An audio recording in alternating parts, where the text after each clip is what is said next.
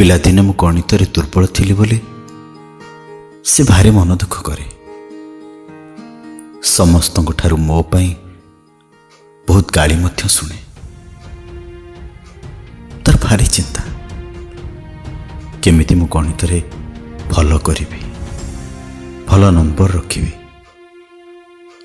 ସେଥିପାଇଁ ଦିନେ ମନ ଦୁଃଖରେ ମାମୁଁକୁ କହିଲା, ଆରେ ବାପୁନିଟା ଗଣିତରେ ଭଲ କରୁନି ମ, ଭାରି ଦୁର୍ବଳ ଅଛି, ତାକୁ ଟିକେ ଦେଖ, କିଛି ନହେଲେ ଶନିବାର ରବିବାର 2 ଦିନ ଆସି ଟିକେ ଦେଖ। ବାସ୍, ମାମୁଁ ତା କଥାରେ ରାଜି ହେଇଗଲେ। ପ୍ରତିଦିନ ଶନିବାର ସନ୍ଧ୍ୟାବେଳେ ଆସନ୍ତି ଓ ସୋମବାର ଦିନ ସକାଳେ ଅଫିସ କାମରେ ଭୁବନେଶ୍ୱର ଯାଆନ୍ତି। ଶନିବାର ଆଉ ରବିବାର 2 ଦିନ ମୋତେ ଗଣିତ ପଢ଼ାନ୍ତି। ଆଜି ମୁଁ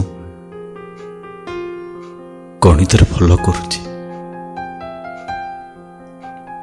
ଏକା ଏକା ଦୀର୍ଘଶ୍ୱାସକୁ ନିର୍ଭୁଲ ଭାବରେ ଗଣି ପାରୁଛି। ଜୀବନର ହରଣ ଗୁଣନ ମିଶାଣ ପେଡ଼ାଣ ଠିକ ଭାବରେ କଷି ପାରୁଛି। ହେଲେ ମୋ ପିଠି ଥାପୁଡ଼େଇ ଖୁସି ହେବା ପାଇଁ, ଖୁସିରେ ମାମୁଁକୁ ସାବାସି ଦେବା ପାଇଁ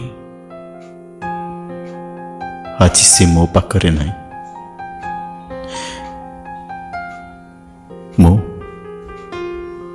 ମୋ ବୋଉ